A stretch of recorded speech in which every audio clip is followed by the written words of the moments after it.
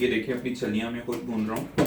छली जो भुट्टा है ये एक बहुत ही ताकतवर ग़िज़ा है और ये ज़रूरी नहीं है कि आपने हमेशा दोपहर के खाने में रोटी ही खानी है, चावल ही खाने हैं, ये कहीं किसी रिसर्च में लिखा हुआ नहीं है। तो आप कभी कभार इस तरह की जो ग़िज़ा है जिसके ऊपर कोई नमक मिर्च ना लगा हो, कोई बहुत ज़्यादा मसाले ना लगे हों, वो भी इस्तेमाल कर सकते हैं। इसको आप घर में बना सकते हैं, इसको छली को। इसके अंदर बहुत ज़्यादा फाइबर होता है, इसके अंदर हेल्दी कार्बोहाइड्रेट्स होते हैं जो कि आपके मैदे के मसाइल को, कब्ज़ को, गैस को, इस तरह के मसाइल को बेहतर करेंगे, आपके पेट को ज़्यादा देर तक भरा रखेंगे और आपको भूख भी कम लगेगी। इसके अलावा इसमें प्रोटीन भी होता है जो आपके पट्ठों को भी स्ट्रॉन्ग करता है। प्रोटीन थोड़ा कम होता है लेकिन ज़्यादा कार्बोहाइड्रेट्स होते हैं। तो एक बड़ी हेल्दी चीज़ है, इसको अपनी डाइट में ज़रूर हिस्सा बनाएं।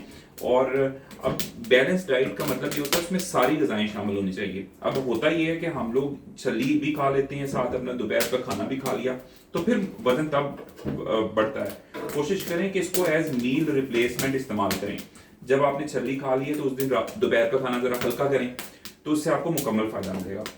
इसी तरह के सुपर फूड्स के ऊपर वीडियोस देखने के लिए कमेंट्स में यस लिखें और चैनल को सब्सक्राइब करें।